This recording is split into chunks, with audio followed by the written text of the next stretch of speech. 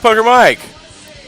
Welcome to Punks for Progress Weekly What the Fuck Report. This is my partner, Reverend Aaron. How you doing, man?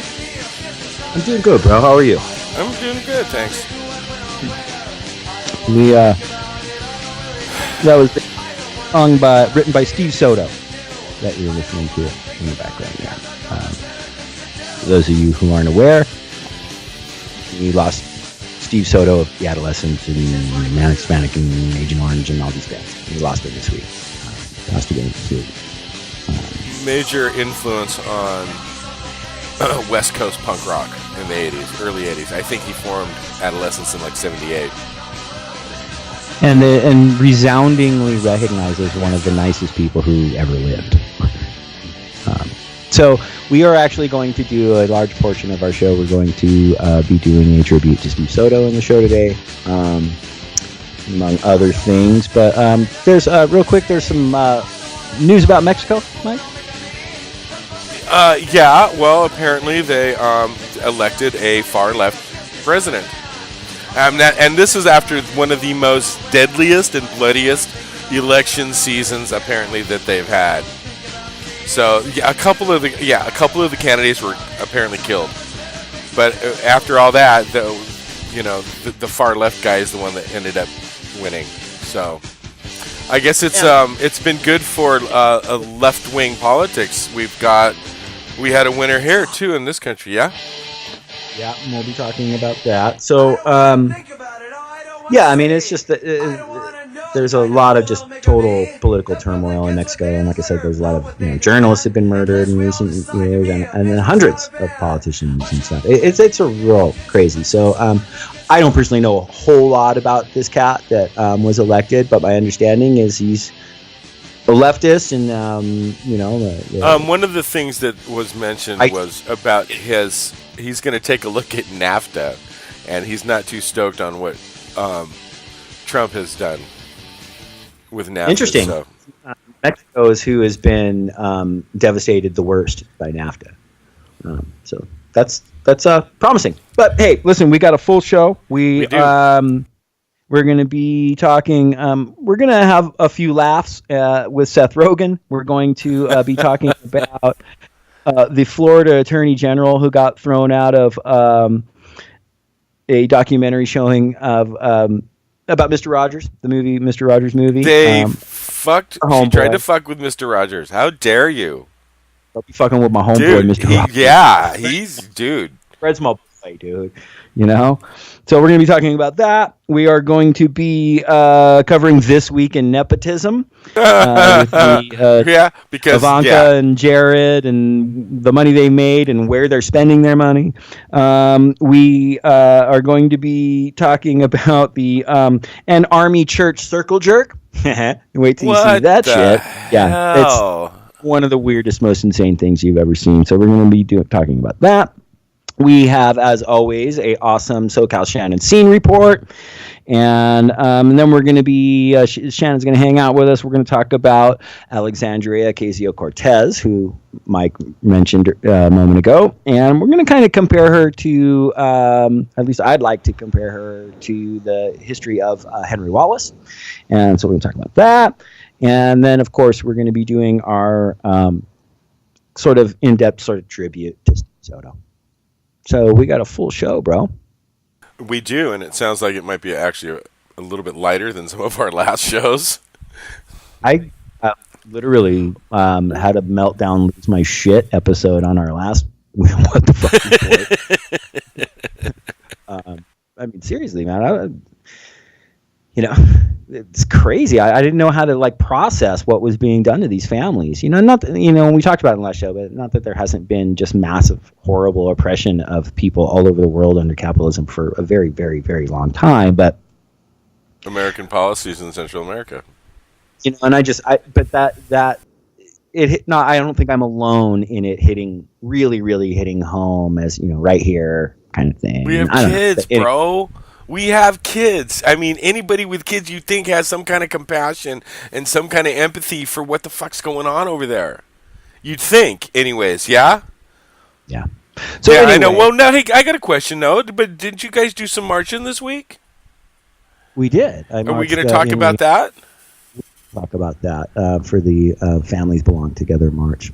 We'll talk about that show because I'm going to describe a video that I've been working on that just posted about Patriot Prayer. And oh, great. That sounds good. Okay.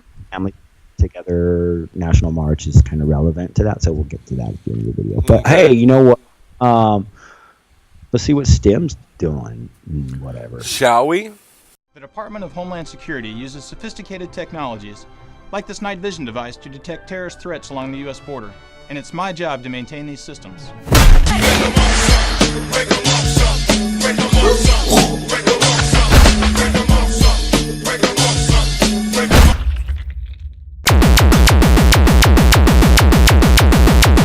Shit.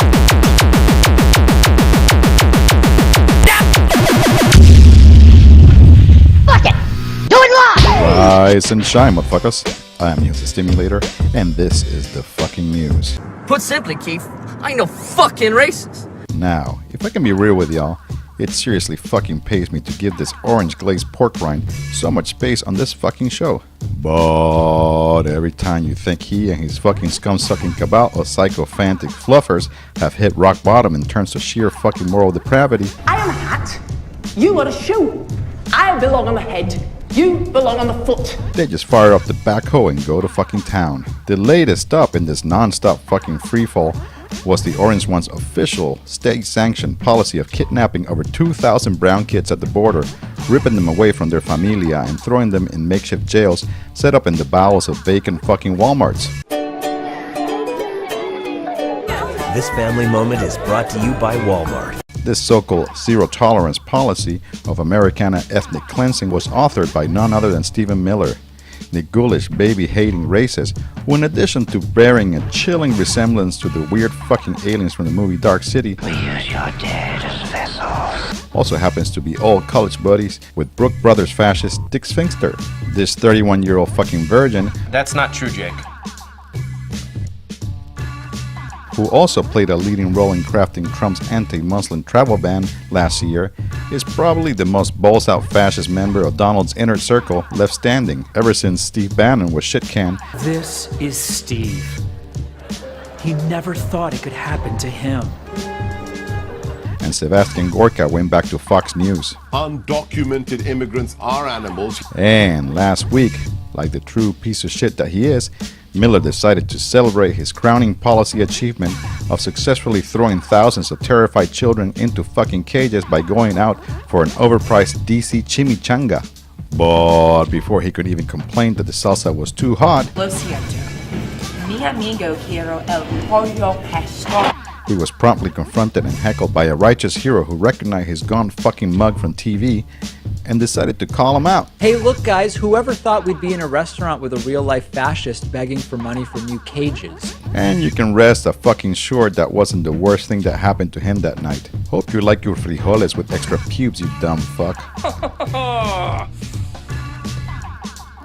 Come on, man, you can't be mixing Mexican and continental. Seizing on the horror provoking all decent fucking people by the images of sobbing children and distraught mothers on their screen, Democrats have slithered out from under the rocks to cynically exploit the situation in a measured gamble that the wailing tots will play well for them in the upcoming midterms.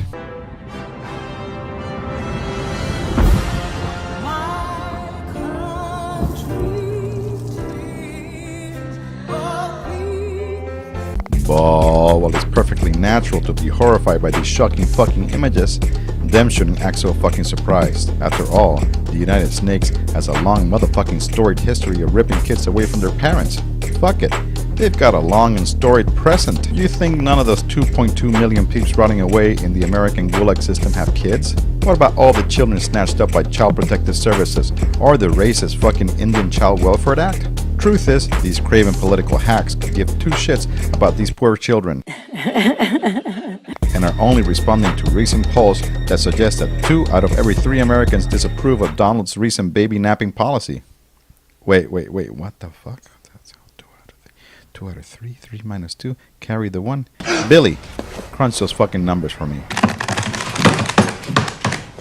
That means that 1 out of every 3 fucking Americans supports ripping kids away from their parents if they're brown? That's almost 110 million fucking people. This is some scary shit! Now, I'm no fucking statistician. Yes, science! But it seems like the liberals hoping to regain America's allegedly misplaced moral compass should take serious fucking stock of the fact that fully 1/3 of their country are totally unashamed, racist psychopaths who are happy to cheer on their Führer-in-Chief as he locks up babies, openly talks about giving ICE the power to deport people without due process, and takes to Twitter to describe asylum seekers fleeing cartel death squads as an infestation seeking to invade the country. I won't pretend to know exactly what the fuck to do about this dangerous reality we've arrived at. And winter is coming. But as the United Snakes becomes even more fucking unhinged, Country! Proud fucking American! Made in USA, bitch! and the orange one gloats about his plans to set up a motherfucking space force to put giant fucking laser beams into space, I'm in the laser! Space Force. it seems like the time to seriously throw down is now or fucking never. Boy, that escalated quickly.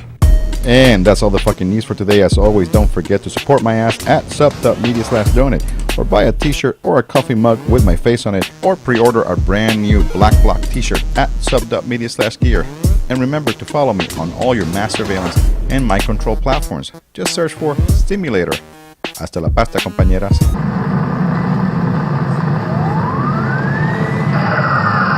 It's okay, because other members of the Republican Party have reached out to me recently. Oh, really? You're making inroad? That's good. I got a phone call from Mitt Romney recently, which was a weird call to get. Sure. Are you sure it wasn't a robocall? Because yeah, it's very hard to exactly. tell the difference. He just cold calls you out of the blue. Yes, and it was actually for a very nice reason. He holds a giant summit every year where he invites speakers from all across, from both political affiliations, to talk about Canadians to talk about a certain thing every year. And this year, the subject was brain health, and I have a charity for Alzheimer's, and he invited me to talk about Alzheimer's, which was honestly very nice. And I thought it's a good chance to kind of, reach across the aisle, as it were.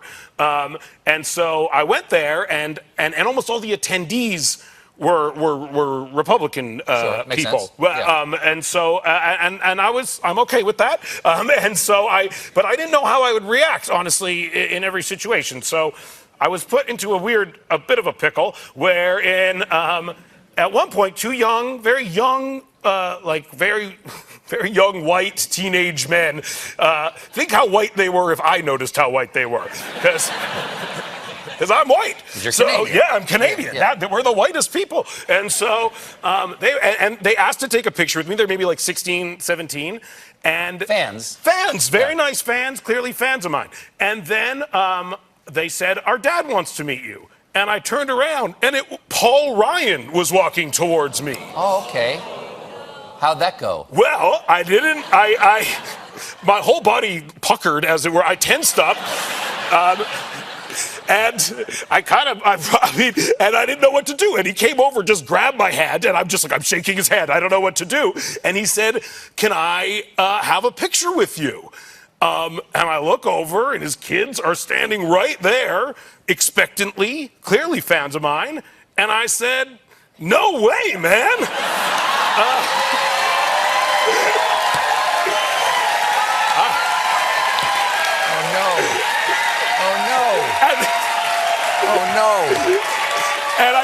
And I couldn't stop. And I said, "Furthermore, I hate what you're doing to the country at this moment, and I count the days till you no longer have one iota of the power that you currently have."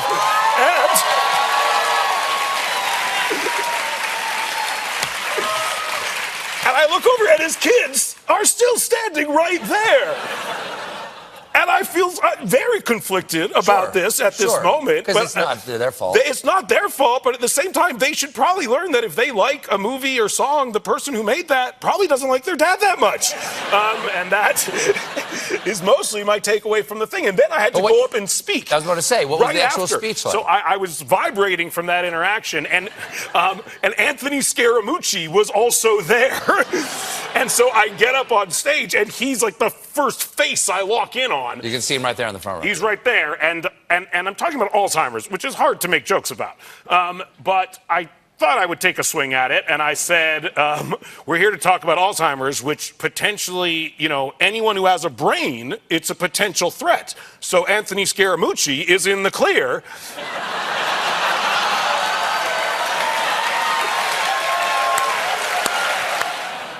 And then what's funny is the next day, I did not speak to Anthony Scaramucci. I got off the stage. At all? You didn't no photo or anything? No. And so I left. And the next day, I got a call. My talent agent called me and said, I just got a call from Anthony Scaramucci. He said he met you at this conference, that you really hit it off, and that you told him to call me about some potential projects. And I was like, I told this mother he has no brain.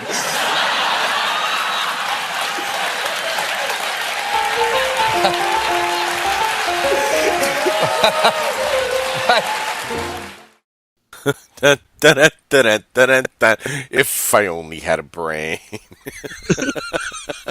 I can't believe they played that. That was awesome. Perfect timing from the band, man. But gosh, there's a couple of reasons, or a few reasons, why I wanted to play that clip. Not just because it was funny, which it is, but first of all, can we point out the way the crowd reacted, dude, when he mentioned Paul Ryan, the first mention of Paul Ryan? Oh, I know, right? There, he's like, oh, turn around, it's Paul Ryan. Everybody went, oh. I mean, this nation despises that dude, right? And when I was watching it, I thought the first thing I had that reaction too. That because he's kind of he sets it up as as these kids and whatever, they're super white, kind of pasty white kids or whatever. But hey, they're being cool and they're kids. Who cares? And they're fans. So you just don't expect to hear Paul Ryan, and when he says it, it's just like, dun dun dun, right? And he's like, "Can we take a picture?" And I'm like, "Okay, yeah, no." You say no, and I'm like, "He's not going to say no. He's going to take a picture with him." And I'm like, he's like, no. And by the way, you're fucking up this country, and we can't wait until you have not one iota of the amount of power you have today. I was like, whoa! I was stoked that he just said no. I mean, dude, that takes balls. Just no. Yeah. And no way, man. Like, no, I'm sorry. I'm not comfortable with that. No way, man. And an honest reaction. That's why. Ooh, that would be repulsive. Ooh, God, no. What? That's why it was so funny. Shit. Well, that's what makes him funny, though, is because he has an honest reaction like that, and it's just like, whoa. No, and the dude, however, whether you like his humor or whatever characters he plays and whatever, he does this yearly thing, he runs this huge charity for Alzheimer's, man, because it's something that's real to him, and he's dealt with Alzheimer's in his family, and he raises shit tons of money for Alzheimer's research, so he really cares about that shit, man, and so he's a decent dude, but it's not just a tax write-off. No, I don't think it's just a tax write-off, but. And to say that stuff though, and he addresses it obviously, but he's aware that he's saying that shit right in front of this man's children, and and he, like he says, you might want to accept it, kid. Like if there's any art or music, chances are they don't like your dad, dude. And that is freaking true, man. Like artists and truly expressive people that, tend to be, in a lot of ways, very thinking people and not very sheepish. And you kind of got to be sheepish to think that Eddie Munster. Well, now there are exceptions to every rule, as we know. Of course. But for the most part, I absolutely agree with you. And Seth Rogen didn't say everyone. He said, chances are. Yes, exactly. No, I love Seth Rogen, and I mean, come on, Pineapple Express. That's just funny as fucking hell. So, but it's just, yeah, he's just who he is. That's just him. I could watch it if he was the host of the show. I'd probably watch it. I don't watch Colbert. Not that I dislike him. I'm asleep. Sorry. Yeah. No. Well, I don't have cable, and I came across that because it popped up in my YouTube feed. And but at the end there, when he talks about Scaramucci, I mean, not oh only my again, God, dude. But what a smarmy swamp creature that Scaramucci is. Well, you thought anything other that he was something different than that? No, but it's like right. He has that smarmy way about him, just in general, obviously. But I mean, what a prime example of it. There it is. Exactly. What he was doing was, I don't think that Scaramucci had any delusions that him and Seth Rogen were going to work together, but he reached out to Seth Rogen's agent in hopes that he would be able to sort of like ride the popularity of Seth Rogen and lie and say that they're friends, so maybe he could build a relationship with this agent, right? And get a career for himself. Built on a fucking lie, But he's just a fucking sleazeball.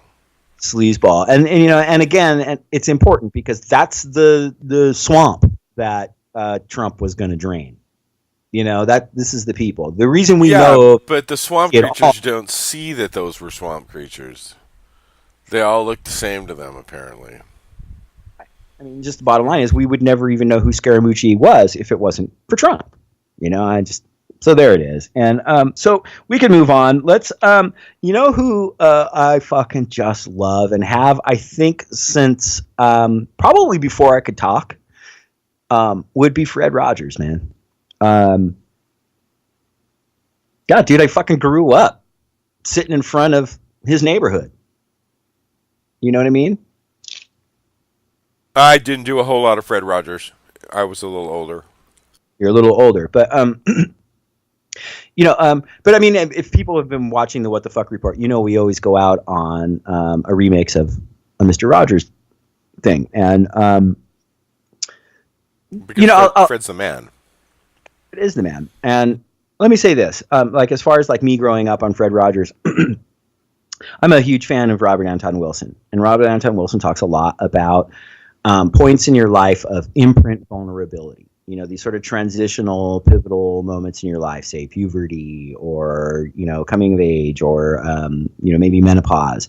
And especially, in your adolescent years, these points of imprint vulnerability, what that means is you're just very susceptible to not only new information, but that new information then sort of forming the foundations of your thinking, and then the other decisions you make going forward will sort of be built on what you embraced during these moments of imprint vulnerability. Okay. Right. So I think for me, excuse me, Mr. Rogers was super relevant at throughout my adolescent, and even younger years of all these points of imprint vulnerability.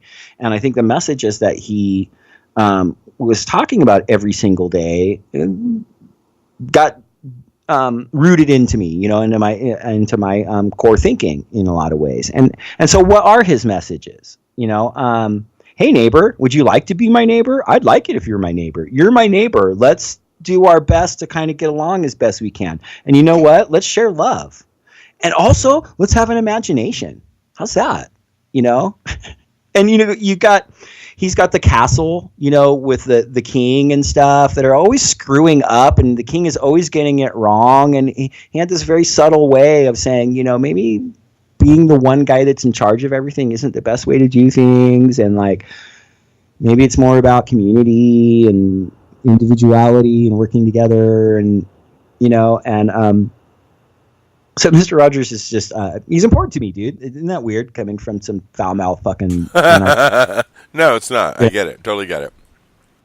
But, so to see this idiot, moron, fascist, Attorney General of Florida, Pam Bondi, get just runt the fuck out by citizens hanging out who, love Mr. Rogers as I do, and realize that this person's there. So, I mean, she wasn't run out by the establishment like, Sarah Huckabee Sanders was by the restaurant, or as, Stephen Miller was, or whatever. It's people there were like, nah, you can, Anyway, play the video, Mike, and then we'll come back and talk a little more about it.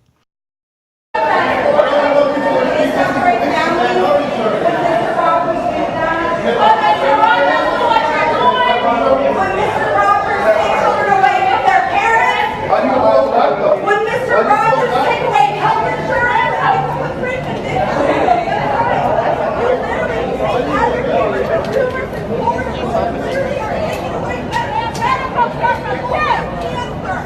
people with cancer, horrible person. What would Mr. Rogers think about you and your legacy in Florida? Taking away health insurance with people with pre-existing conditions, Pam Bondi. Shame on you!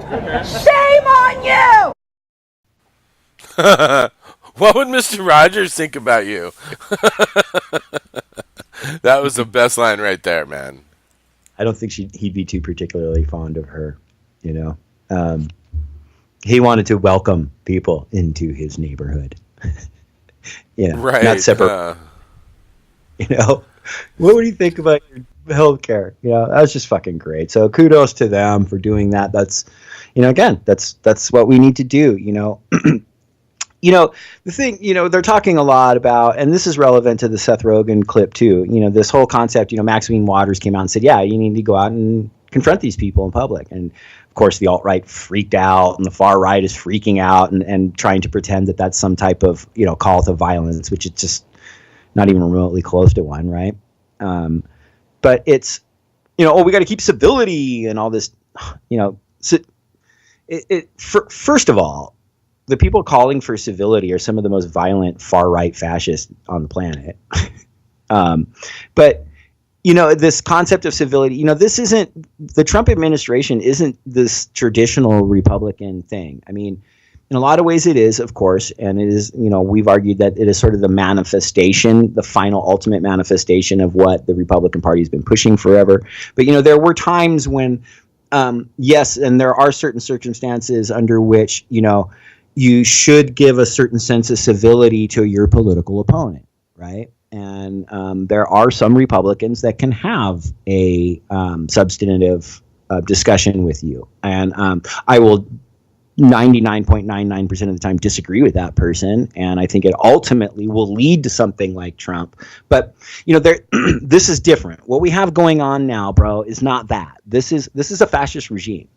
And so what, we're supposed to be fucking civil to fascists? No. You know, I mean, saying go out and start hurting them. Please don't go out and fucking hurt anybody. Okay. But like, yeah, you see him in public, be like, hey, you're a fascist and I'm not down with what you're doing. Please fucking stop, you know, ruining families. Please stop trying to take healthcare away from people. You know, quit trying to force your fucking religion on us. Please fucking stop it. Fuck you. Fuck you. You're a fascist. Fuck off. Well, I mean, and I don't know if everybody understands, you know, the basic definition of fascism. It's the merge of corporations and government. That's exactly what's happening. We have a businessman as the president. We had businessmen as president and vice president before Obama. Sort of. We've never had a straight businessman as president. Not like Trump. We've had people who business. Well, he's like just a fucking idiot. Bush was handed a couple, like one business, and then he had the baseball team. But I mean, he was a political beast. He was doing all that. You know, I agree. It's different. I agree. Trump has spent his whole life as a dictator of a company. You know, and then we're like, yeah, that's what we need to run our country. Are you fucking kidding me? That we talked about that forever fascism. Ago. That is the wrong thing. Anyway, so good on them, man. But you know what? You know, for the attendees of the Mr. Rogers movie, but we should move on now to This Week in Nepotism. Oh, goodness gracious! So again, usually This Week in Nepotism, it's relevant to Ivanka and Jared, but and this week is no exception. They made $83 million fucking dollars last year. The two of them. 83 million as counsel to the president. Yeah, was that their salary from my taxes? No, I don't know. 83 million. That's pretty fucking. That's a lot of money to get out of our taxes. It probably has nothing to do though with the. I mean, yeah, that's probably just their presidential paycheck, right? And has nothing to do with, the fact that they mysteriously got a bunch of patents in China, was it? When Trump was there, that Ivanka got those patents? Yeah. Oh, interesting. Interesting, right? Huh? So good thing there's not, And didn't Kushner companies make just get an opportunity to buy some land or something over there, or some lease or something? Sure. And then aside, he fixed Israel. Jared did. He fixed it. It's all better. Was it broken? Finally. I didn't know Israel was broken. We give them a lot of money. They should not be broken with all the money we give them. We built an entire military for them, and and they use it to kill innocent civilians, and goodness gracious, yeah, and just take over people's land from them. Right, and kill women and children and medics. In the name of Jesus. And journalists. Well, not in Jesus, because they're Jewish. It's the Israeli Defense Forces, so they're not too keen on Jesus. But anyway, so they get this $83 million all of a sudden now that their dad is coincidentally president also. But what do they spend some of that money on? So it was announced this morning that they gave $50,000 to the Prestonwood Baptist Church, which is run by this cat named Dr. Jack Graham. Now, this dude is been to the White House praying over the president, and he's a big giant Trump sycophant. And so they gave him $50,000 this week, and then this Sunday, the Sunday following the Sunday service was. I watched it, dude. So I found out about it this morning, and then I'm like, all right, that Ivanka had donated this money to this church. So I'm like, you started looking into this church. Right, exactly. And so the first service that they hold after that was this last Sunday, and it is not. I grew up in church, and you grew up in a different kind of church, and church. Right. Well, I mean, there's differences, and the routines and the rituals are a little different, but I guarantee you never saw anything like what I watched at this service at the Prestonwood Baptist Church. What it was, bro, was a massive fucking army church circle jerk. I mean, we have the Johnson Amendment has been repealed, right? So the church is just now whatever that hell. And it was so the way this service goes down, it's structured just like Christian church formats are that I'm familiar with. And so it starts out, they come out, they sing a song about Jesus, and they have a big church band, and they have choir, and it's a mega church. So it has all the great bells and whistles and lights and light shows and big giant screens and stuff, and full band and all the greatest gear and equipment. And wow. Okay. See, I've never been to a mega church, man. That's fucking. Yeah, that's the way. Crazy money right there. And now check it out. This is important too, bro. Oh, crazy money. But all of the leadership, the worship team leadership, the pastor, all the figureheads of this church are all white people. But the video starts out showing all these people of color in their congregation and stuff, and little black kids and Mexican or Latinx kids or whatever, and but you see all the people helping them and ministering to them and help them are these old white people, right? So then they come in, so they're basically just going, hey, look, we really care about minorities here, but I mean, none of you will ever get to be fucking leadership. Let's just make that silently sort of clear. Because the imagery says everything. But then they do their first song, and it's a traditional kind of church song. And then the pastor comes up, and he starts off, he says, okay, what we're going to do now is we're going to do the Pledge of Allegiance. Okay? So I've never been in a church in my life where they said the Pledge of Allegiance. Never. And it's led by a Boy Scout. Okay? And then they has the church sing the national anthem. And all the screens and the camera focus in on the American flag. So they all sing the national anthem. And dude, we're not even getting started. Then they do what they call the salute to the armed forces. And this is one of the most vulgar, displays of theocratic fucking fascism I've ever seen. It is war worshipping, military worshipping fascism in the name of Jesus and God. It is so disgusting. So let's take a look at it. Check it out. Okay. This is the Prestonwood Baptist Church's salute to armed forces.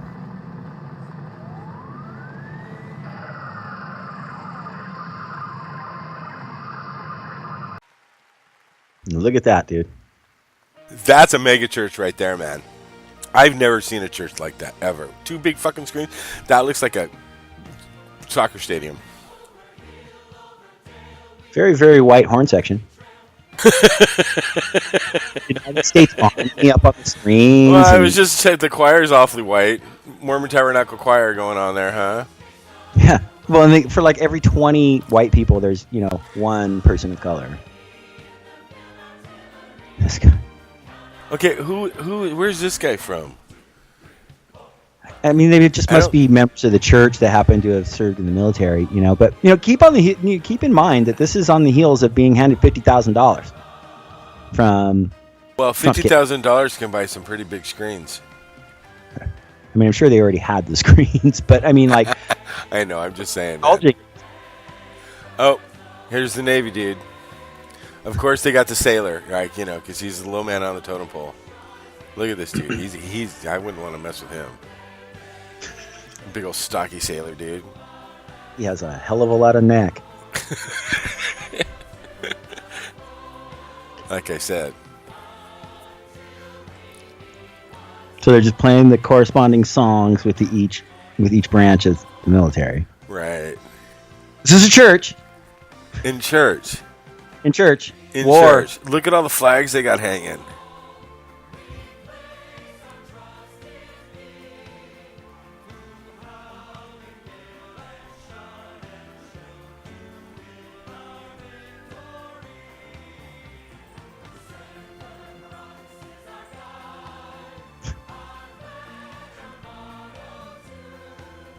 Hey, don't mess with that dude.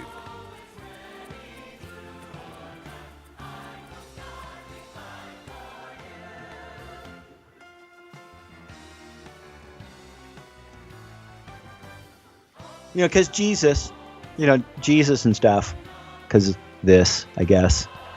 I thought Jesus was from the Middle East. Oh my God! What? He was pro-American. Jets. Oh yeah, right. The Air Force dude's the coolest, right? He's got to be the coolest dude. So they play the jets for him. Yeah, flying death machines. Because Jesus. Oh, definitely check this dude out. He's got the gloves, and you can't see his eyes. Because Jesus. Because Jesus. And war. Baby Jesus. Baby Jesus loves war. Loves war. Oh, wait. Here we go. The Marines now. And check it out. In this choreographed little display, of course they bring out the person of color. So offensive. Oh my God. They gave him the best one because the Marines are the badasses out of all of them. So they're not disrespecting. They're not disrespecting by exploiting this guy. Well, they're just exploiting him. Well decorated. I mean, check out all those medals on his chest. Well, he's young, so he earned those medals. He earned those medals murdering people for corporate greed. Yeah, true that. God, look at this. The choreograph. And everybody stands up, right? Right, exactly. As they call out each and every branch of the military. Now watch, dude man there on the right. First guy that walked in, watch him. He shows them all how to do. Okay, 10 hut. Oh yeah. About face. Right, see, he's yelling at him right now. And down.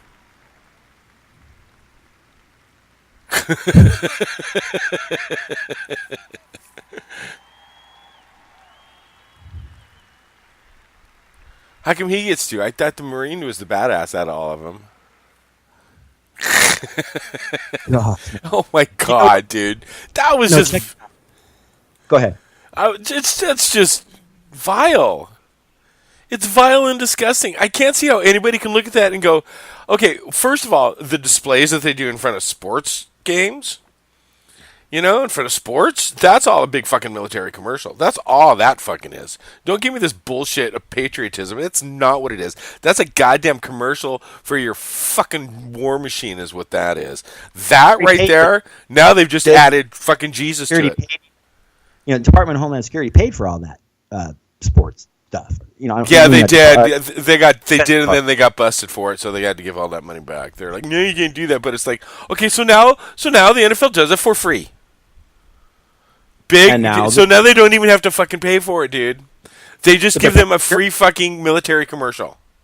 But they're paying that church to do it. They got $50,000 from the shit from the fucking. Wow, dude! Wow. Listen, let me say this, bro. So, I remember a time very clearly and distinctly where that type of display that we just watched would be seen and be said from the pulpits in America as an abomination. That would have been seen as a heretical abomination. First of all, it's fucking idol worship, okay? And it's, the house of the Lord. That's, where little baby Jesus lives, and that's the temple to their Savior, Jesus Christ, right? Tell me about it, Rev.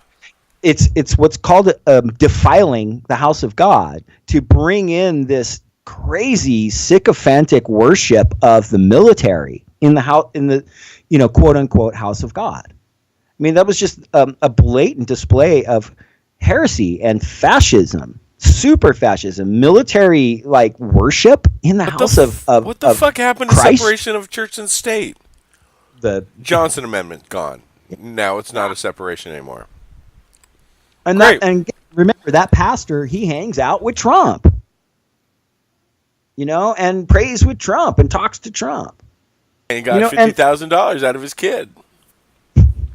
And so after that, out of 83 million, you think they probably kicked him a little bit more. Shit, they're fucking chintzy motherfuckers. Well, after that gross salute to the military, that what were we calling it? The 30 minute circle jerk.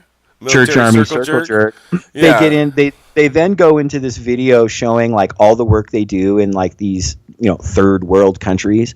And again, it's all these very, very comfortable, wealthy, privileged white people getting their little photo op smile with all the suffering little black kids. Or it makes them feel better about their racism, bro. Right. Well, but their thing is, the testimony in the video that they show doesn't say what they did to help them, other than how many people they got to say the quote unquote sinner's prayer, who they got to convert to Christianity. Not, hey, we brought them food, hey, we brought them water, hey, we did something to actually make their lives better. Just we got them to recite this set of words that we say. That obviously they don't give a shit about while they're worshiping the military. Jesus will make their life better. And that's going to be the justification, is now that they have accepted Jesus in their heart, they're, all their fucking problems are fixed. Well, yeah, duh. So gross. And then, okay, and it doesn't even then end there, bro. Then they go into what normal churches at this point, this is kind of follows the structure that I'm used to in churches, except for the subject matter is obviously very different. But they'd come out, they'd sing one song, and then the pastor will come out and make sort of some kind of announcements, right? And so that was, they showed the little video in the beginning I mentioned earlier, and then they might, give some credit to someone in the congregation, say something nice about someone in the congregation, whatever sacrifice. Let's say if it's Veterans Day, they might say, hey, we have a fellow veteran in our congregation, and let's just, thank God for them or whatever, right? No, instead of that, they do this weird worship of the military. But then, so that's sort of, announcements portion of the service. And then what they'll do is they'll come in and then, of course, that video of their quote-unquote altruistic work in third world countries is part of the announcements portion. And then they'll get into quote-unquote worship. And the worship team comes out and they'll sing a bunch of songs and praise Jesus and whatever, and sets the tone and the mood for what the pastor's going to then preach on. So let's say if he's going to give this big resounding, inspirational, kind of exciting speech, the worship team might choose a lot of uplifting, upbeat sort of songs. Or if he wants to preach on something more somber, maybe it's more heartfelt and kind of emotional type worship songs, right? And but instead, the worship team comes out and their worship leader does this song that he wrote, which is just this like mellow rocks, slow jam about how fucking great the military is. And thank God for the military. Dude, it's fucking sensationalism. The whole thing is sensationalism. I mean, it's like going to Vegas to go to church. It's not it's not being humble. It's not, anything about humility at all. That's not. It's about sensationalism and big, huge music and big, huge screens and this huge fucking bullshit salute to the military. To people who actually go out and kill people, which is not what I'm thinking Jesus wants. Again, Jesus didn't talk about going out and killing a whole bunch of people. Didn't he talk about not killing people? Never. So over hill, over dale, we will hit the dusty trails as caissons go rolling along in the church. Jesus was not down with caissons and cannons rolling along and going into battle and fighting. That was not Jesus's bag, man. However you feel about Jesus, and I don't care if you fucking hate him, please. I don't give a shit. Or don't believe in him. Or don't believe in him. Exactly. That's not the point at all. No. It might sound like we're trying to get people to go, no, this is the real Jesus, and you need that. That's not the point. It's just that exactly the church in the United States has become completely detached from what it was just 20 years ago, man. And their understanding of Christ. Yeah, no doubt. Right about 20 years ago. Yeah, man. And so, like I said, literally taking time in the quote unquote house of Christ to worship the military is an abomination. I got to disagree with that. That fucking place is no house of Christ. Well, that's my sorry. point. But, I agree. Okay. Yeah, totally. I agree with you. It's not, but they're portraying it as right. Something that's supposed to be. Got all the Christian imagery, and they do pray to Jesus, and they're giving their lives to Jesus and making people say to verbalize their devotion to Jesus. But and apparently the United fucking States. Yeah. But that's obviously much more important to them than what Jesus actually told you to do, which is help people who are immigrants coming into your country and shit.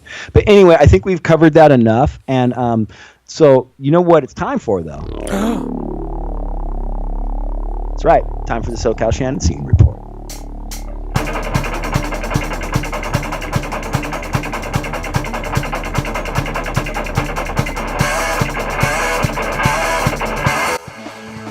Hey, Shannon.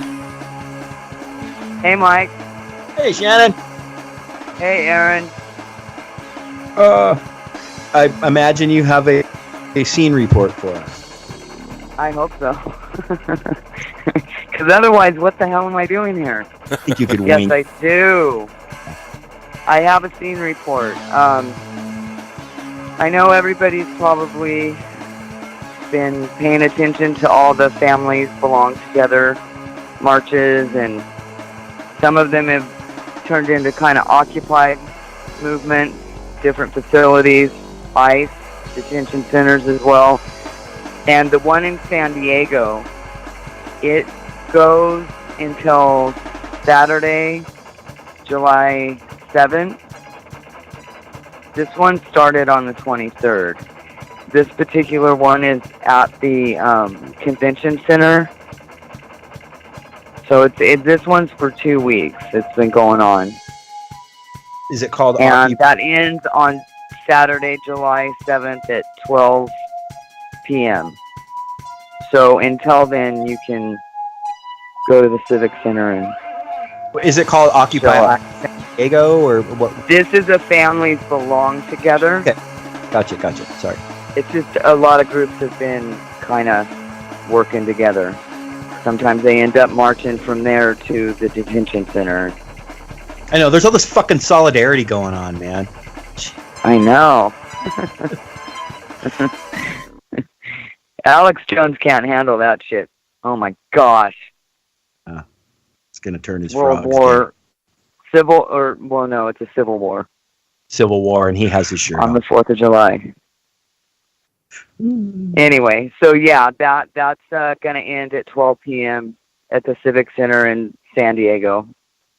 So that's ongoing, right? But it's ongoing. Yeah, it started June 23rd. And I'm sure they could use any type of help, like with supplies, basic supplies, water, Band-Aids, tampons, whatever, toilet paper, who knows, whatever you can think of that's just kind of basic, take for granted everyday things. Or if you have a couple hours where you can just go be there, so someone else can get a warm body and occupy. Yeah. Cool. Okay, and then Sunday, July 8th, Orange, it's OC Racial Justice Collaborative. That is Orange County, California. They're having their July meeting at 1 p.m. It's in Santa Ana at Youth on the Move, Inc. headquarters. This group, basically, they're an organization that tries to educate and engage the community to stop all forms of racism, oppression, gentrification, just everything, voting, everything. So that's a real good thing, especially in Orange County right now. Oh, totally. The Orange Curtain. People, I would reference people to a video we have up called Behind the Orange Curtain, based on a bunch of... Yeah, we're talking about groups coming together, right? And it's needed so much. There's so much racism and bigotry in Orange County. It's rich, from very rich, powerful people. I'm just going to say, it's like where I'm at now, somewhere in Riverside County, you see quite a few trucks. It's mostly on the weekends with the full flags. And I saw a guy getting on the freeway in a truck with a full-size American flag with a light mounted. He had a light mounted in his bed to shine on the flag? No shit, because the one rule that you're not supposed to fly the flag at night. Yeah, you exactly. have to have a light on it. Is that for a bed of a fucking pickup truck? Oh my gosh. I'm sorry, but when I went... I guarantee you that light goes off when he shuts off his fucking engine. Live in Orange County, it looked like blue flags. I take pictures now of houses and cars. I go to neighborhoods where my son and my family live, you go to Santa Ana and you see it a little bit because they ain't got the fucking balls. They seriously don't. But it's ridiculous. It's almost worse in Orange County than Riverside County, and Mike, you know what I'm talking about. It's crazy. It's sad. So anyway, we need Sunday. that. This Sunday, what time was it again? That's Sunday, the 8th at 1 p.m. in Santa Ana, Youth on the Move, Inc.'s headquarters. And I'm sharing all this stuff on the page. Of course. Thursday, I know it kind of skips, but July 12th, the Weirdos, actually, Gonzo presents the Weirdos at Characters in Pomona at 8 p.m. Fucking love the Weirdos. There's video, again, I gotta plug our shit, I guess. There's video of the Weirdos up on the channel from Punk Rock Bowling last year. They played, there's a video, it's so good. It's the Weirdos, the Avengers, Alice Bag, and one other band. I can't remember. What was the name of the other band? Mike, do you remember? They were kind of younger dudes. No, I don't remember. No. You remember the club though? It was the It was the outdoor. Yeah, and it was we were right there up front with the weirdos. I got their set list. Yeah. Fucking fantastic. So that's Thursday the 12th, Shannon? Yes, at 8 p.m. Where again? Sorry? At Characters in Pomona. And then there's a gig in Hawaii. Yeah, actually, there is a gig in Hawaii, sir. Yes. Agent Orange is playing in Hawaii at Anna O'Brien's in Honolulu. All right, $15 in advance, $20 at the door, 21 and older. Doors open at 9 p.m. Tickets at 808shows.com. Yeah, Agent Orange. Interesting without Steve Soto, though, huh? They've been a three-piece. He just wrote a bunch of songs for him. He's not been a long-standing member of Agent Orange. But what's the day? What's the date? I'm sorry, 2 days, July 13th and July 14th. Oh, 2 days. Oh, that's fantastic. Yeah, so over the weekend, Friday and Saturday. So my son will be on the island at that point, so I'm thinking we might want to go check that out. Yeah, the Kahuna wants to go too. I'm thinking you might want to. Coolness. I'm thinking that you probably should. And make some video, huh? Maybe, yeah? Who knows? Yeah. Who knows? So yeah, there's that gig. There's my contribution. Music. Totally disrupting the So-Cal Shannon Scene Report with your Hawaii stuff. That's okay. So you have more though, Shannon. Yeah. There is one more thing. It's really I didn't write when it started. Occupy ICE LA. Yeah. I believe it started sometime last week. That's obviously an ongoing thing if it's an Occupy movement. That is at the detention center downtown LA.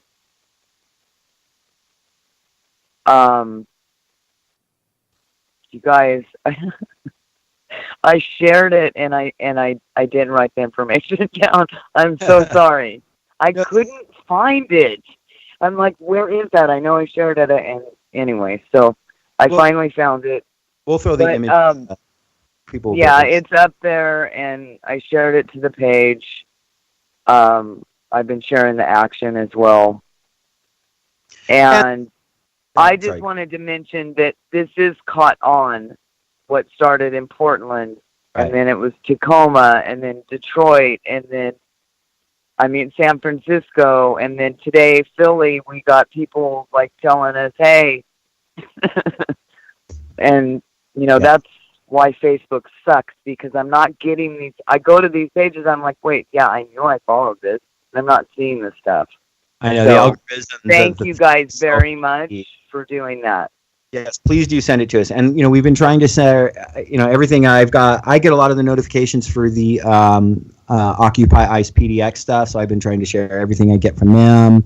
I've shared so we're trying to share all of it. And if we're missing something and you're a part of these occupations, please send us a message on Facebook or post to us on Punks for Progress Facebook, and we'll share it, because we definitely want to keep people as up to date. There's another one at a detention center. I'm sorry, Aaron. Oh, no problem. Go ahead. In Victorville. And that's, they're having a harder time keeping people there. So it's needed. I don't know that it's a full-on Occupy, but the families, they've had actions out there the last couple of weeks or whatever. That's fantastic. That's Central California, Victorville. That's a bigger one, I think, than LA. And then we need to do it at Theo Lacey. I think there's 2 in Orange County, actually. They're not as large, but I know Theo Lacey it's kids. Oh, wow. Well, they could be larger. If you're listening and you're in the neighborhood of any of these places, go do what you can to support them. Hey, Shannon, what a fucking fantastic scene report. Thank you. Man, thank you. Mahalo. Would you please be so cool as to hang out with us while we talk about a couple other things? Like one, we want to briefly talk about Ocasio-Cortez, and but we really want to just pours much love onto Steve Soto and honors Steve Soto's memory and his contribution to the world. And would you be down to hang out and do that with us? Totally. I'm kind of shocked that people don't actually know. Where I grew up in Orange County, I mean, like, you just know how much he was involved in stuff. Anyway, yes, of course I'll stick around. Excellent. So, cool. I think that wraps up the report. Let's get into some Ocasio-Cortez. Now, actually, hey, Mike, why don't you tell us kind of what you know, and then let's kind of go for it. First of all, she is grassroots. She's a Bernie-crat. She is all about socialism and making sure that, you know, we have free college and that we have health care and we have the things that people fucking need to survive around in this country, you know, in any country. And my understanding is that she's well, she was really shocked. The really big thing was when she saw the number. She had no idea. She won by apparently a landslide. So they covered it highly on Democracy Now! And talked to her extensively about her platform. And it's basically, you know, she's echoing Bernie Sanders. So... Right, and the guy that she beat out in the primary, was like slipping my name. I know he was like an 8-term incumbent or some shit like that, right? Yes, and but wasn't not he only a Democrat? Well, yeah, it was a primary, bro. She was up against her. She hasn't won the seat. She just won the primary. Now she has to go up against. Oh, jeez. Okay. I misunderstood that. Okay. But the guy that she beat out was the person that they were very seriously considering and grooming for speaker position. You know, provided the blue wave happens. I can't remember his name. I want to say Tom Cotton, but I know that's not right. But it's really close to that. Yeah, so that makes that in and of itself is really a sort of a blow against the establishment Democrats, you know, and the establishment wing of the Democratic Party, as it were. And so it's fantastic, dude. I mean, it's she's really, this win has really charged a lot of your kind of standard liberal, you know, and especially progressives. And you know, she's grew up as a part. She'll tell you she grew up and is, you know, seriously aligned with the Democratic Party and is a lifelong Democrat. But in this run, well, that's how I grew up. Sure, and I did too, and I did, but I did, you know. Well, right, but so she, but in this run, she was aligned with Justice Democrats, which is the sort of group that TYT and different people started. So she had the backing and endorsement of them, but she also aligned herself with the DSA, the Democratic Socialists of America, and you know, ran on this very on a lot of policies that are very socialist in nature, and it's exciting. And what's exciting about it is to see how excited people are by it. You know, it's really invigorating.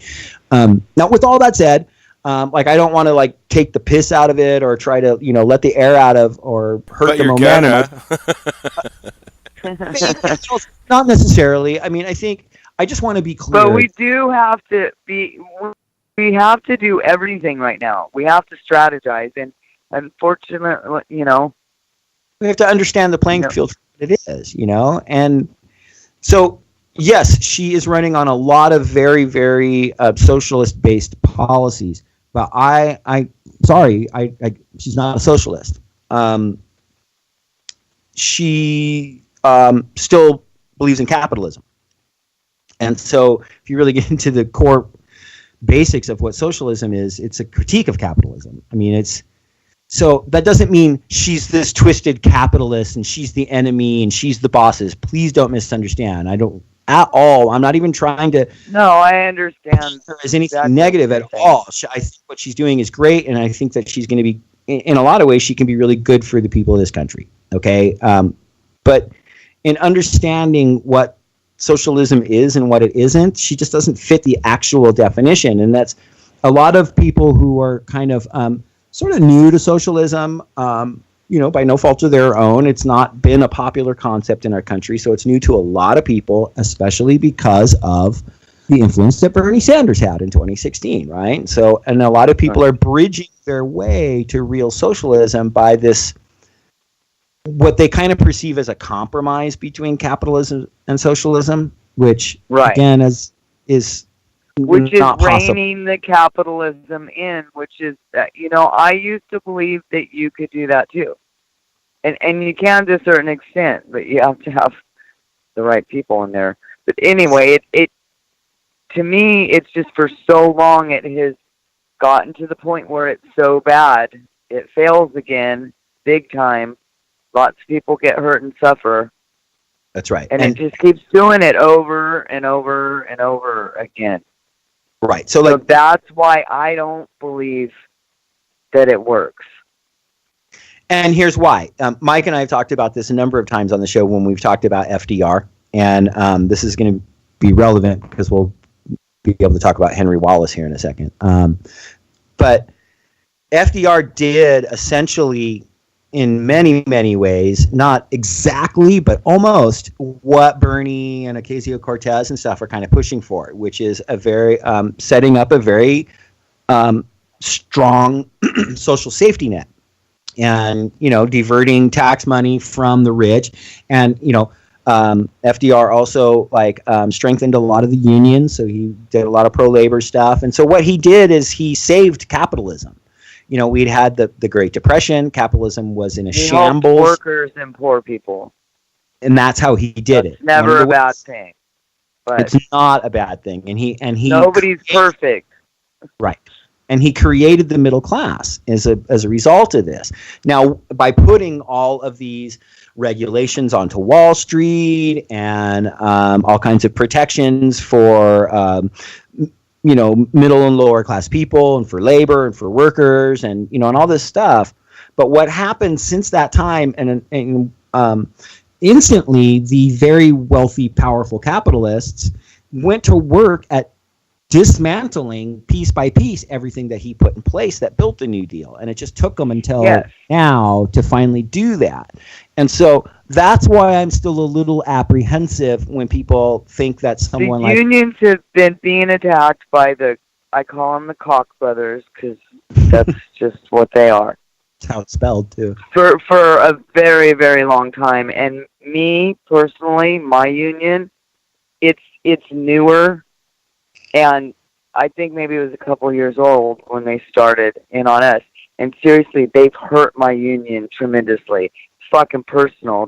That's why they're a couple of fucking cops. And it's just they confuse people. People are like anti-union. When I was a kid, it wasn't like that.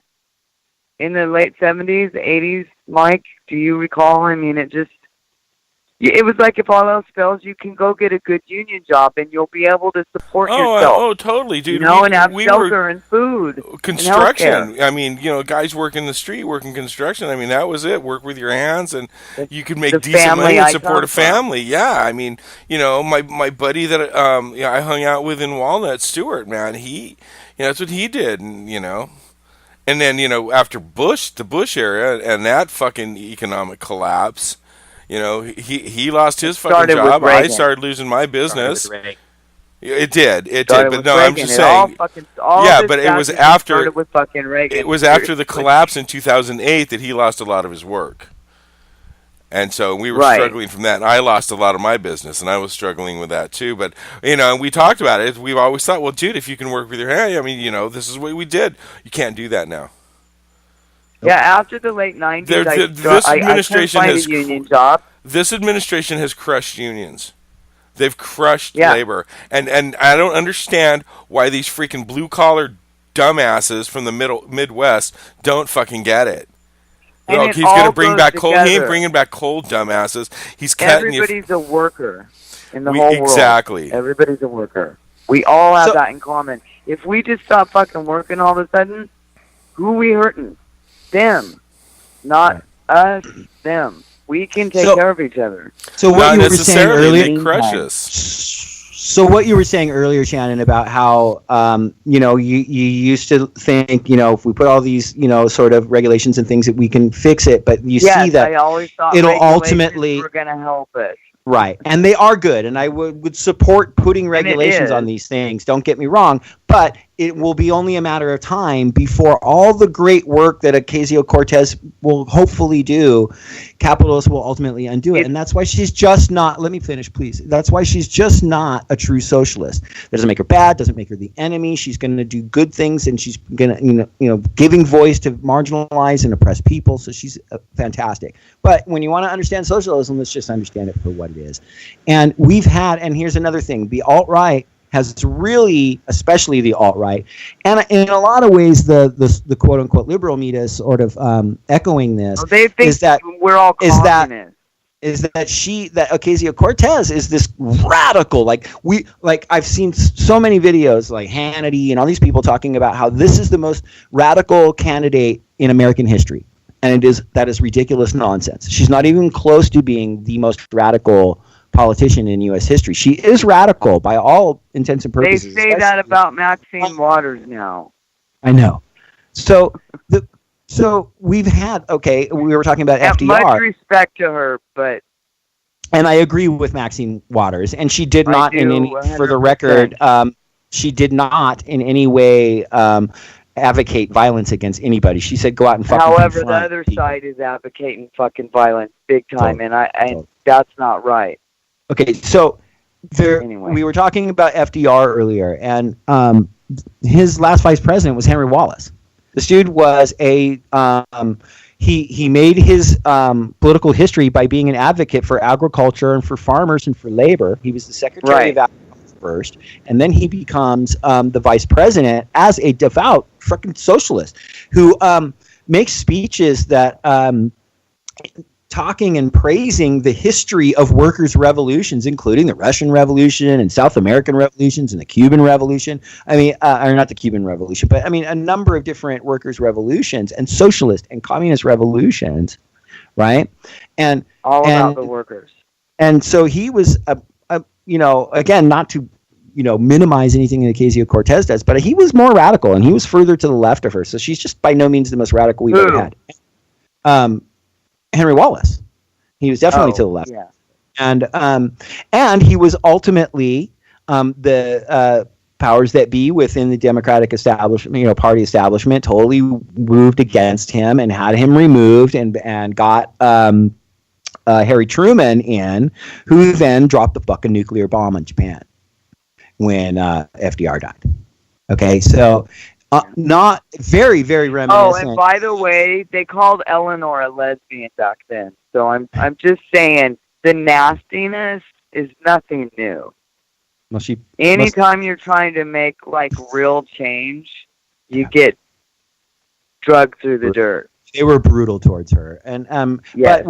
So very reminiscent of what you saw from the DNC establishment towards Bernie Sanders in 2016 is exactly like what they did to Henry Wallace back in the day. And so just so everybody knows, we do have a video up on our channel that really, really fleshes all this out and explains it. It's called Henry Wallace, a anti-fascist pro-revolution VP.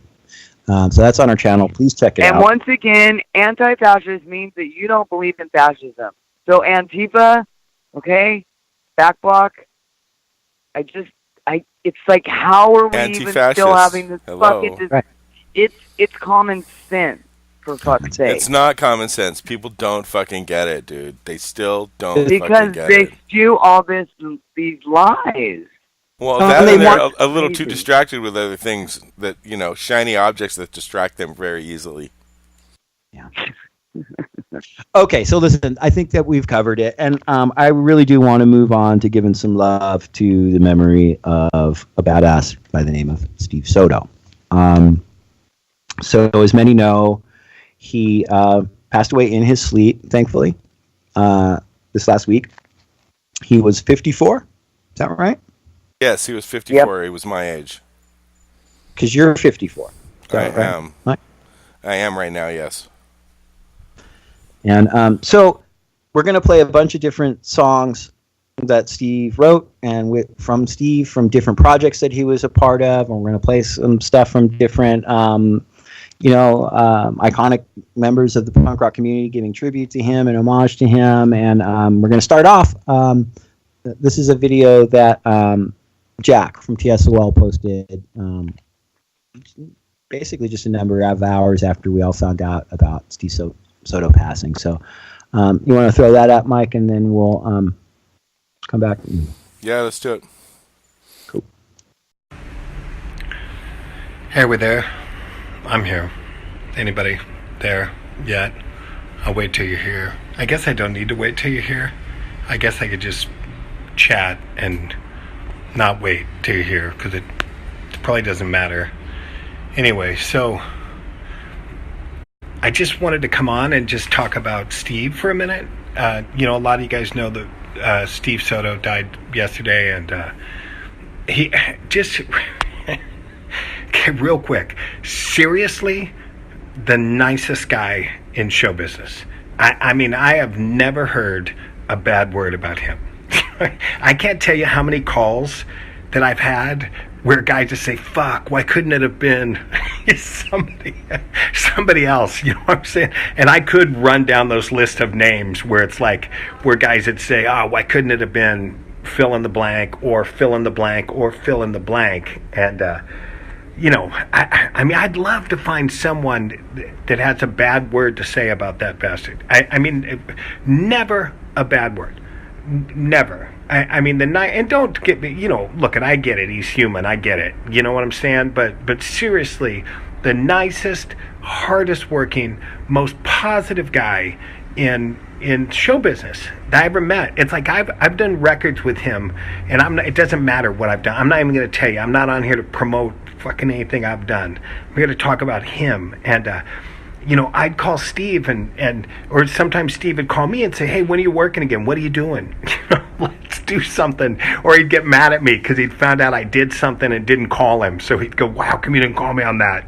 So, he loved to work, loved to create, and loved to do stuff. And I'll tell you, having him on a record, when Steve's doing all the background parts. So really, I mean, this is just crazy grunt work. I know music to some of you guys doesn't seem like a lot of work, right? But this, man, Soto would come in and he'd sing a line. He'd go, oh, let me double it. Oh, let me do this. Let me throw this line on top of it. And it was like, and I'm not talking like one song. We're talking 15 songs on a record, man. It's just like, every song he's like, oh, let me put another track down. Let me do this. Oh, if I did this, if I did this here, if I countered you on this, and he would just bust his ass, man. He would literally be in a recording booth, and he would not, literally in the booth, and he would be in there for hours. Hours, man. Hours. And, and sometimes I used to think, I mean, to be honest with you, look, if we're being honest, I mean, I'm not surprised that this happened. It's a bummer and it's a drag, and I'm not surprised, but I'm thinking, oh my God, how can that guy work as hard as he works? Because he was always traveling, and traveling takes a lot out of you, man. And he's on this coast, on this, and he's going to Europe, and he's coming back, and he's with the Diamond Riders, and he's doing this, and punk rock karaoke, and then back on tour with the Adolescents, and back here, it's like so constantly just busting his ass, man. And almost like, hey, physically I'm not cool, but fuck you, I'm living anyway, which was really bitching. So, just to see him just say, fuck it, I'm living, I'm going, and he and I had some good shit talking fun. I shot a picture of him that's up, and he's in the studio, and you can just see the glint in his eyes. He's just like, he's laughing. We're fucking with each other. So I also did put up one where he's flipping me off, the double finger flip off. So I had to prove that he wasn't completely perfect. There was some small but for the most part, he was so good. So, okay, so now I'm going to tell you a couple of stories about me fucking with Steve a little bit. So, if you guys look, if anybody has the first edition of Dance With Me that was on Frontier, the Adolescents were always big supporters of TSOL, which is so nice and dear to my heart, man. I love those guys. And Rick Agnew was wearing the TSOL shirt, and when we recorded Dance With Me, they had a lot to do with us even getting on Frontier and being with Lisa Fancher. So if you look, Inside Dance would be in the credits. It says entertainment provided by Hung Hokey and the incredibly handsome Frank. And it was Frank and Steve hanging out with us and, being there when we're making the record and just so supportive and so cool, man. Always. And I love those guys. I love them all. Just love them so much. But I loved fucking with Steve because Steve, he had now as far as I know, he had a like kind of pretty straight parents, like religiously straight. So they'd just bum on me. And so, and then I'd fuck with him every once in a while. We're up in San Francisco and, we Steve and I were on this crazy trip home and everybody's frying on acid. Everybody but me is frying. And, one of the guys looked at Steve and called him Babu. He's like, the little genie. And, Steve's getting all pissed off. And then Steve and I are sitting in the hotel room and we're both sitting on the bed and we're looking at each other, right? And I go, take him off, man. Take him off. And he goes, what do you mean take him off? I go, take him off, bro. Take him off. And he's like, fuck you, Jack. Because I was talking about his shoes. I wanted to see him take his shoes off. So he was getting all pissed off, and then we were just laughing. So just fucking off, and then so he and I and Frank and I think Dan Root was there. We're in let's just call it like it is. We're in a transvestite bar in Mexico. Don't ask what we were doing in there. And so Steve's tripping because he's got this totally straight upbringing, right? So I and yes, I know at the time, let's go back. We're going to take this back 30 years, okay? So people weren't as concerned with transgender back then as they are now. Anyway, so there's this gorgeous woman at the bar, and I'm going to continue to call her a woman, even though Steve and those guys they weren't calling her a woman. So anyway, she was beautiful. She's beautiful. And I come up to her and I say, hey, can I get you a drink? And she goes, Dicula. So, and I go, yeah, baby, we'll get to it. But let me get you a drink. She goes, Dicula. I go, yeah, I got it, man. I got it. But let me get you a cocktail. And she goes, Dicula. So I thought she was saying Dicula. Right? And so I didn't understand. Well, I was already fucked up, and I didn't understand she was saying tequila. So, whatever. I got her a cocktail, and then she and I walked over to this. Little booth, and so we're cuddled up in the booth, and Steve's just horrified. He's across the table and he's just fucking horrified, staring at me. So I bring out her tit, and so I'm sucking on her tit, and waving at Steve. He was so bummed. He was so bummed. It's like, take it easy, man. So, just like, And then I used to give him shit. I'd say, come on, man, what are you going to do? What do you want to do? You tell me you're straight. You're not straight. It's like, well, who would you rather sleep with? Cindy Crawford with an 8-inch clit? Or Cindy Crawford with an 8-inch clit? Or Chuck Bronson with a vagina? Come on, bitch. Get with this. And, and he just and then we just joke about it all the time. Every time I'd see him, he'd bust me, And then they changed the words of the song. You talk about the she-male hoe. Fucking whatever. Anyway, and I just always so nice. Just so nice to see him. And I'm not, to be honest with you, I'm not sad. I'm not sad. I cried a little bit yesterday. It's like I cried but just, this is a man that lived his life. Do you know what I mean? And you can't fucking, there's some part in us that's just got to say, in our selfishness, we'd want him around. We'd want to keep him around forever. But this was also a man that really squeezed this. I've seen people last longer and have lived less. If that makes any sense to you, man. This was it's great to see my buddy Dan Root on here, because Dan and I were down there when the she-male hoe thing was going on. And, this is a man that lived. This is a man that was kind to people, and I'll tell you, one of the coolest things I got today is random. Somebody sent me a message and they said they were so stoked to see so much love for Steve on the internet. I mean, so much love. You know, this is life. How can you be sad at this? You know, how can you be sad at that much life and that much love when you really look at how many people this guy touched, you know, and how many people he was kind to and how many people he was loving to, and the music he created and the sound that he helped foster and the way he treated people. You can't, you know, there's got to be a little bit of smile there. there's got to be a little bit of smile there. So anyway, I just want to, you know, I just want to, yeah, we're stealing some cars. I'm not going too deep into the fucking stolen mini truck or whatever. God. But anyway, I just wanted to come on and just share my love with you guys. Share my love for such a beautiful, kind guy, man, that was just, you know, and sometimes I just call him and just, you know, he'd build me up. He'd build me up. I call him and he builds me up. He gives me love, and it's always great to see him, man. It was always just so wonderful to see him, and you know, and this is somebody we're gonna miss. This is somebody we're gonna miss, and like I said, there's a lot of cocksuckers that we wouldn't. Do you know what I mean? And there's nobody, you know. Anyway, so you guys have a great day. It's your choice. I'm gonna have a great day because it's my choice. I'm gonna think of Steve today, man. I was listening to some songs and just listening to his voice and just remembering how cool he was, man. And what an honor, and what a pleasure that I was able to call that man a friend and have him in my life. And big kisses to you. And remember.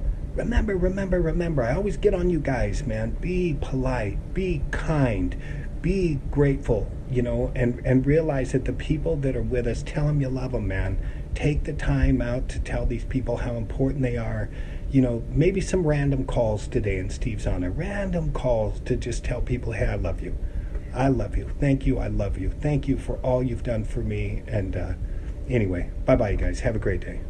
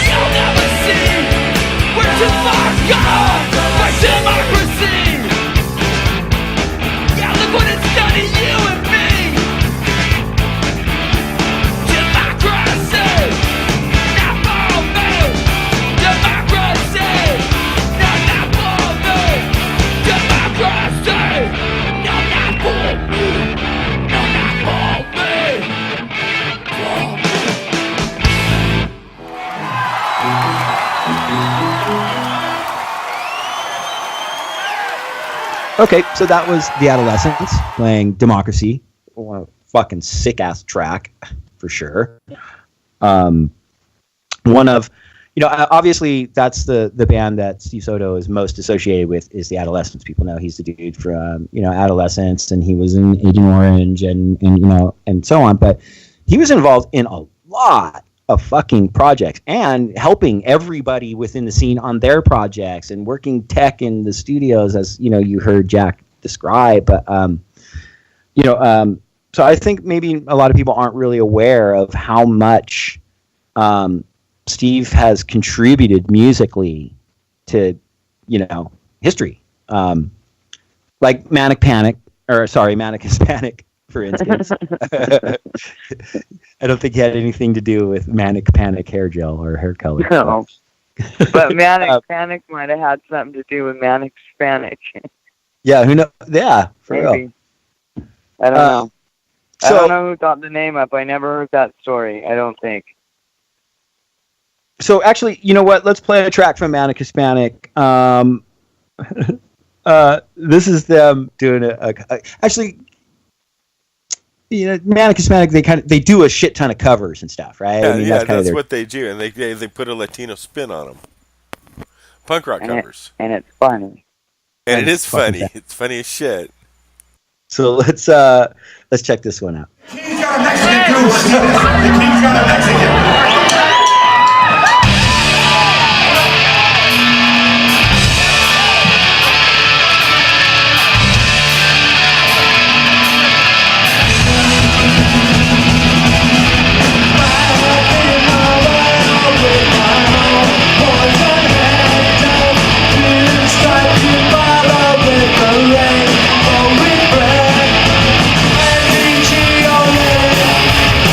Just get uptight.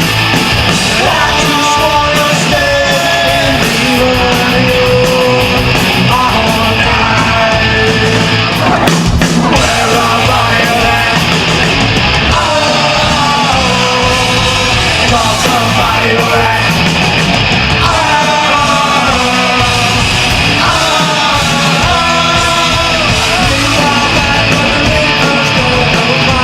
Those are drinking, chewing through his gets up and his breath really stink.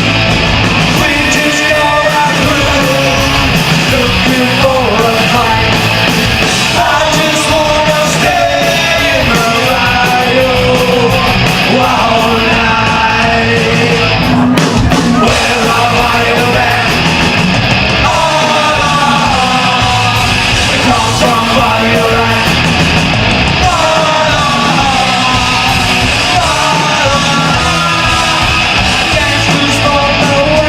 Tried to crash off the escort.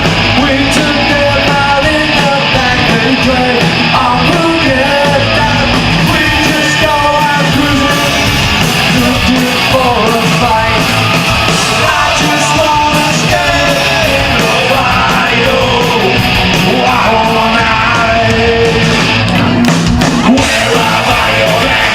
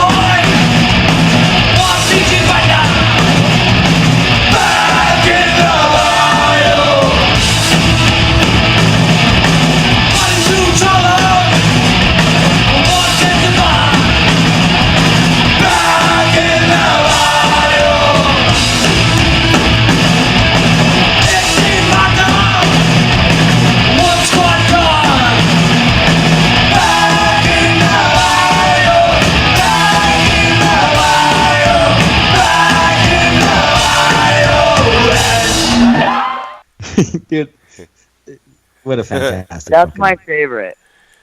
I just gotta love it. And so we're gonna play more music by Steve Soto, but right now I'd like to play Burger Boogaloo was this week, and if you've been following our page, I've been sharing shit tons of updates and stuff about that festival.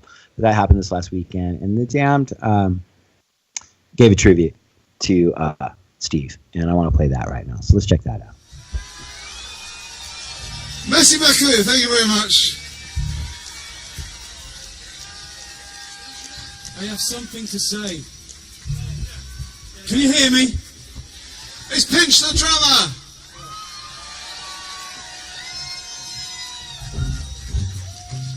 I just wanted to pay tribute to one of the most fucking killer punk rock icons who passed recently, Steve Soto of the Adolescents, he would be really fucking pissed off because he had lots left to give. I mean, he gave to thousands of people around the world, so, you know, he was a fan of the band, he was a friend of the band. We played with him in all sorts of different situations. He was an amazing guy.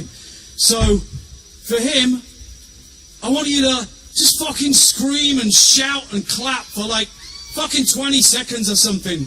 Celebrate that fucking guy's life. Just go fucking nuts.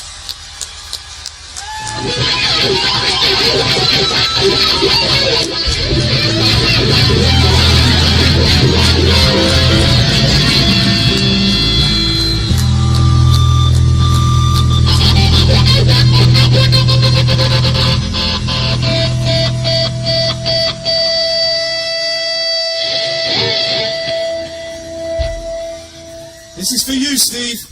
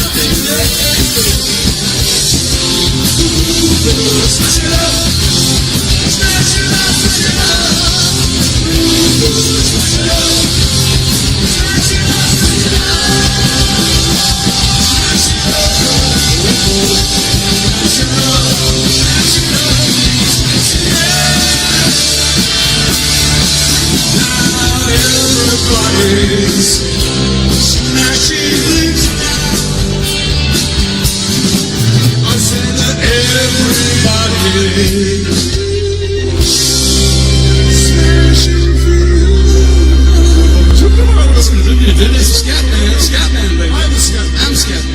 No, I'm Scatman. Thanks for putting up with this. We may be old, but we can still fucking rock. Just a talking 5 banana. Now,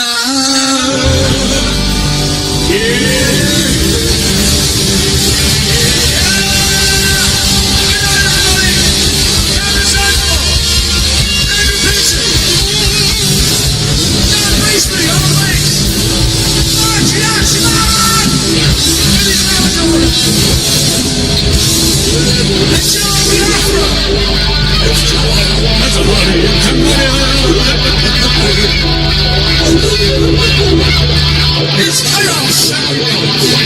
Yeah, baby!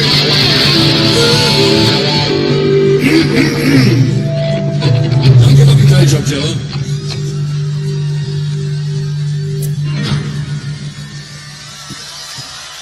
Cheers, thanks very much! Please invite us again, it's fucking brilliant. And thank you, Steve Soto, for being with us as long as you were. I love you, and I miss you. And I remember when you came back, you were about 14 at a Dead Kennedy show saying, we had this band called The Adolescents. Oh, cool, good luck. And then, woo! Miss you, Steve. I think our regular listeners are well aware of what a fucking freak I am for the damned. So to hear them give such, yeah, right. But you know, to hear them give such a heartfelt tribute and then dedicate fucking smash it up to him. I mean, you know, it's obvious that they had spent real time with him and were affected by this, and it's just fucking fantastic. See, that's the whole thing, though. Anybody that knew him, because I didn't know him personally, but because I grew up in Orange County, and when I was like 14, I met my first boyfriend. He was a skater into the punk scene and going to all the backyard parties. I met a lot of people. I didn't know him. You know, you'd see him, you say hi, you smile. And he was somebody I saw in the community a lot, you know? And he was that. You'd look at him, he'd smile and say hi. Totally. So it's like a big, but it's much larger than just Orange County. But because I'm from there, my feed is very sad. Yeah. Yeah. Well, you know, listen. Big hole for many people. It is. And you know, I think some of his solo music shows why it's such a big hole for so many people, and I'd like to play a little bit of it right now. So let's play Steve Soto and the Twisted Hearts live doing Sweet Youth. And dude, this is so fucking cool. You'll see, I just got to tell you, for a minute in the beginning, this photographer comes up and gets in the way. I just want to assure people watching that he does move, and you do get to see it. It's kind of annoying, but anyway, this is so good. So cue it up there, bro, would you? Something I learned to do after years of practice. Being part of the Johnny Cash thing today is really awesome for me. I come from a humble punk rock background, but I always tell people that the first punk rock record I ever got was Johnny Cash live at San Quentin when I was a little kid, because that was the first time I ever heard someone on record sticking it to the man, and I liked it a lot. It doesn't, though. You don't have to take it there. We're north of Hollywood, so these are good, God-fearing beach people. This song's called Sweet Youth.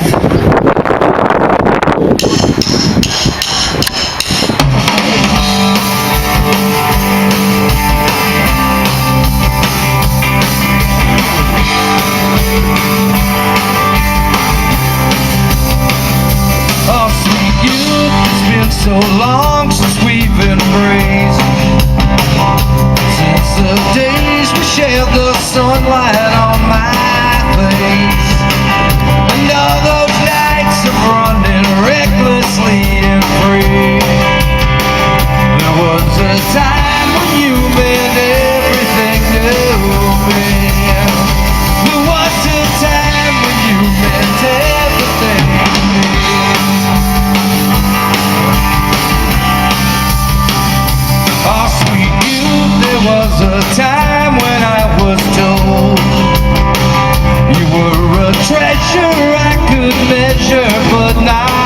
know that our time was quickly slipping through my hands. Not for us, sweet youth, 'cause we made other plans. Not for us, sweet youth, 'cause we made other plans. You and me, so wild and free, so young and bold. If we don't stop, catch our breath, we won't grow. But this tale grows sadder every time it's told. And we all know that the future must unfold. Our sweet youth, our summer days turn cold. My sweet youth.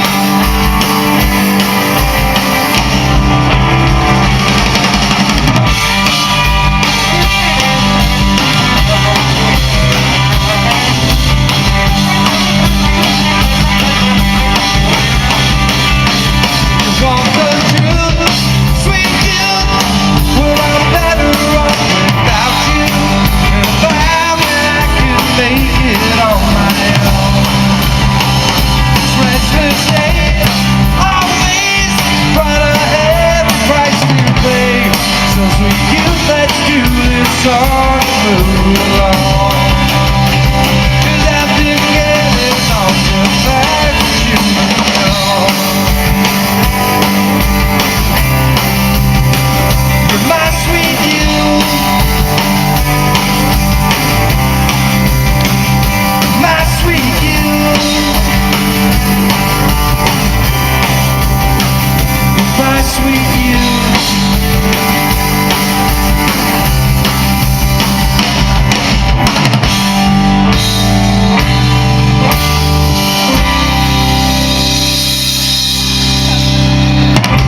So you see what I'm talking about? What I mean, just what an amazing sentiment, and the wonderment of youth, and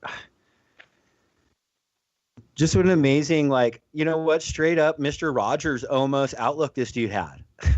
You know, it's like a refreshing, Positive vibes. yeah, and a genuine positive vibe. Like, he felt it. He wasn't just saying, "Oh my God, I have to say something positive." It's like you can tell this is what he really means. You know, it's so fantastic. Yeah, and the last time I saw the Damned, he played a solo set. Well, I don't know. It was so crowded, and I'm short, but I could hear. I'm not kidding. I couldn't see a monitor either. So, but I was there. Darn it! I even got a picture. Not with Steve, with Dave from the Damned. And then, but we couldn't find my camera, so we're standing there, and we didn't actually take a picture. And then after about a minute or so, and he's almost being mobbed, I realize it's in my back pocket. So my friend real quick snapped a shot in my head there, and he's walking away. It's my screensaver. Awesome. My moment. He kissed my cheek. I did wash it. Anyway, sorry. See, I'm a geek for the Damned too, and that's the thing, you know? Yeah. It's Well, just he a was big just community. loved by the whole community. And, you know, so here, look, this is one of Steve Soto's solo tracks. It's called I'll Be Around. But here he is performing it with Kevin Seconds. Yeah.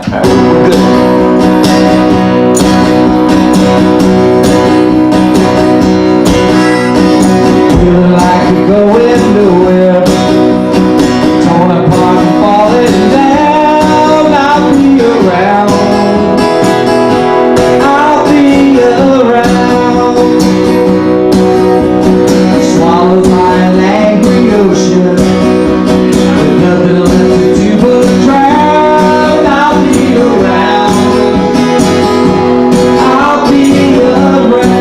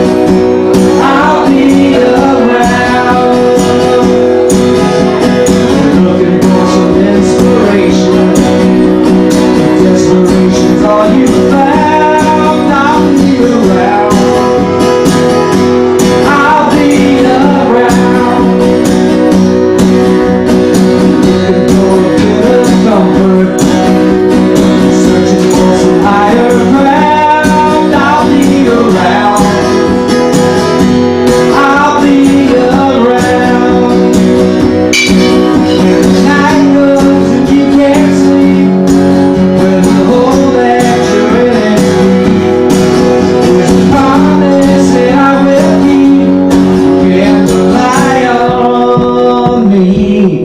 I'll be around. I'll be around. I'll be around. I'll be around.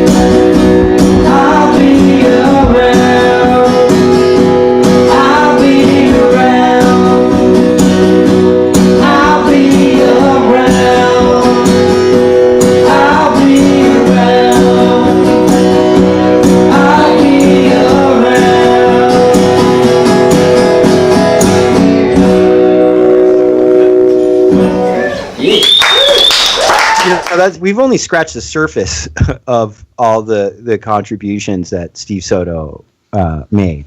I mean, there's a bunch of other bands, right, Shannon? Like you were saying, the Black Diamond Riders, Punk Rock Karaoke, Flocka Goo Goo. Flocka Goo Goo. I mean, it's just fun too, you know. But then there's that song. I mean. That's him, right? It's a huge personality. Yeah. That's and that him, song. But it's really all him. Yeah. So hey, just big love and thanks to the legacy you gave us, Steve Soto. Yeah. You're not even remotely close to forgotten, and to all the, listeners out there that really dug them and feel the loss, you're not alone. At least you know that there's a whole community that feels that way. And, we lose musicians and it sucks. And, we're also getting older. So our generation is getting older and things fucking happen. And we've lost a lot of people. And sometimes and it always is a blow. But there's just some people who come along when it happens. It's a tougher blow for a lot of people, man. And Steve Soto is one of those people, without a doubt. So, go out, cruise YouTube, start looking for, Flocka Goo Goo and all the punk rock karaoke stuff and Manic Hispanic videos. He wrote songs and contributed to the Cadillac Tramps. He, wrote songs, for Agent Orange. The song that we played by Agent Orange at the beginning, at the very beginning of the show, that was Steve Soto who wrote that song. There's so much to discover in his music. So if you haven't, probably tons of stuff that he helped with that he just didn't. And if you actually if you just type in your search on YouTube, just type Steve Soto, what comes up is like all this massive stuff that he's contributed to. It's really cool, and it's real up to the minute. That's why it's hard for me to believe that some people don't actually know the influence.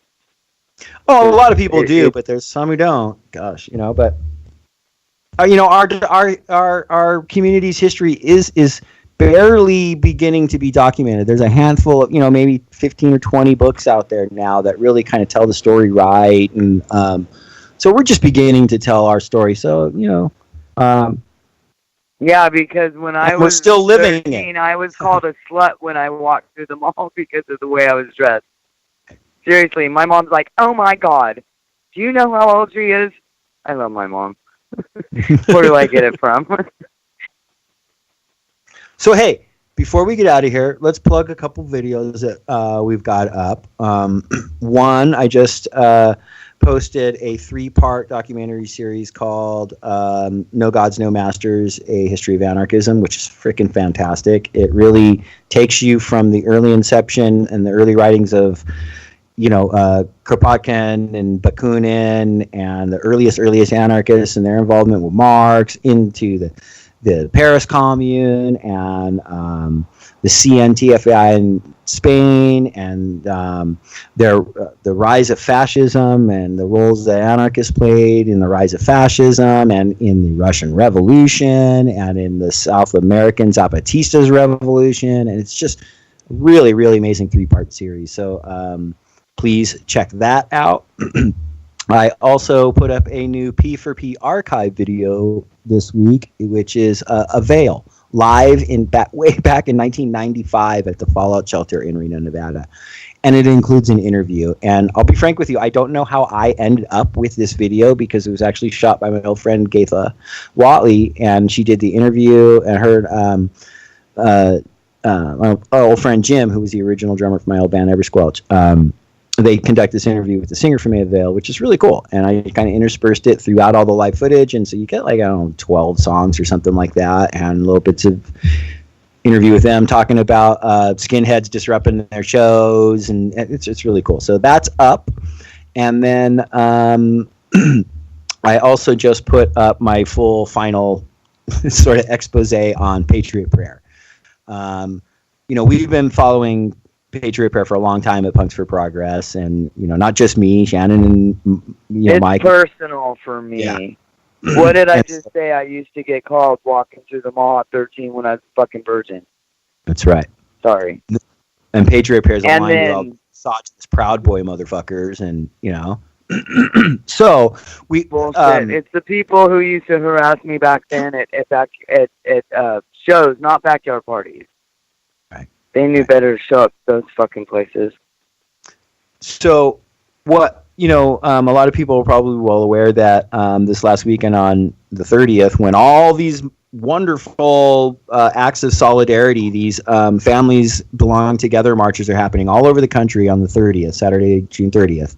Patriot Prayer holds a rally in Portland and marches about a block and a half for 6 minutes, and then just brutally beat the shit out of a bunch of counter demonstrators. And the Portland Police Bureau instantly declares it a riot and revokes the permit of Patriot Prayer and shuts it down. And I was just like, that's it. I've been compiling all this information. I've had talks in private message with Joey, and it was sort of the catalyst of what happened Saturday. Was like, fuck it, it's time to actually kind of compile this together a little bit and actually explain what the fuck Patriot Prayer is. So I break down what happened on Saturday and the clash and exactly, the sort of play-by-play of how the violence actually jumped off. And then at the end of the video, I dissect the speech that Joey gave preceding the march. And it really, because in that speech, he really lays out what his worldview is, what his beliefs are, the things that motivate him to do the things he does, and what he expects to achieve. That's in the beginning, correct?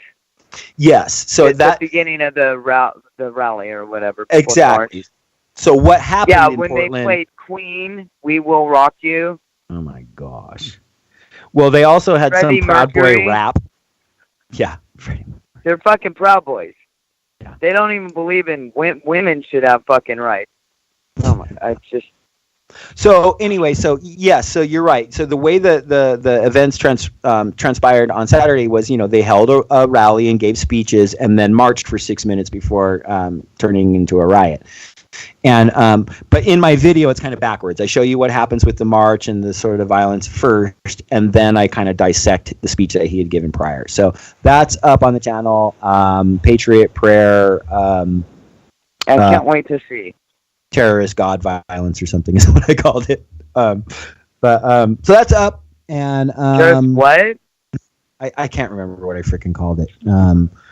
But it starts with Patriot Prayer. It's a brand new video. It's the most recent video up on the channel, so check it out. It's well over an hour, and it's got a bunch of good punk rock videos in it to keep you. Hey, it's a bunch of men that call themselves fucking boys, so it's self-explanatory. Fucking testosterone run Neanderthal. But just so you know, if you watch it, there's some really good punk rock videos interspersed throughout it to keep you sort of sustained throughout all the ugly ignorance and hate, so it's digestible and palatable. But hey, you know what? I fucking love you guys, man. I love you guys too. Love you guys too, man. Fucking great show. And if you weren't massively annoyed, maybe you might subscribe to our channel. You might decide to like and share our things on Facebook, and then follow us on the tweeters, and then send us all your bananas and burritos to our Patreon account. And events and actions. Yes, please let us know about any types of actions and events. Yes. And video. Yeah, or when your band's playing, and where at. Yeah. That especially. In Southern California, let me know, please. All right, guys. Cool. Peace out. Bye.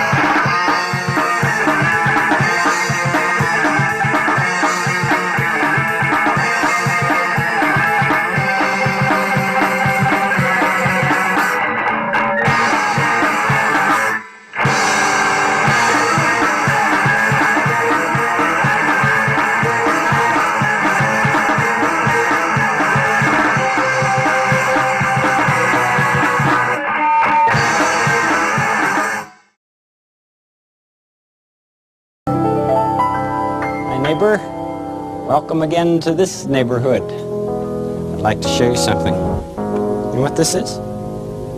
Well, maybe if I press this button. This is a cassette player with a little cassette in here, and there's nothing written on it, so we'll just have to play it to see what it is. Do you ever imagine things? Are they scary things? Are they scary things? Do you ever imagine things? Things you'd like to have. Did you ever see a cat's eyes in the dark and wonder what they were? Did you ever pretend about things like that before? Did you ever pretend about things like that? Did you ever grow anything in the garden of your mind? In the garden of your mind. You can grow ideas in the garden of your mind. In the garden of your mind. It's good to be curious about many things. You can think about things and make believe. All you have to do is think, and they'll grow. Imagine every person that you see is somewhat different from every other person in the world. Some can do some things, some can do others. Did you ever think of the many things you've learned to do? Many things you've Did you ever grow anything in the garden of your mind? You can grow ideas in the garden of your mind. In the garden of your mind. It's good to be curious about many things. You can think about things and make believe. All you have to do is think, and they'll grow. Did you feel like going like that? Let's give the fish some food. Mr. McFeely, I didn't order any whistle. That's what they call a slide whistle. Did you feel like going like that? There are so many things to learn about in this world. And so many people who can help us learn. And so many people who can help us learn. Did you ever grow anything in the garden of your mind? In the garden of your mind. You can grow ideas in the garden of your mind. In the garden of your mind. It's good to be curious about many things. You can think about things and make believe. All you have to do is think. You can think about things and make believe. All you have to do is think, and they'll grow.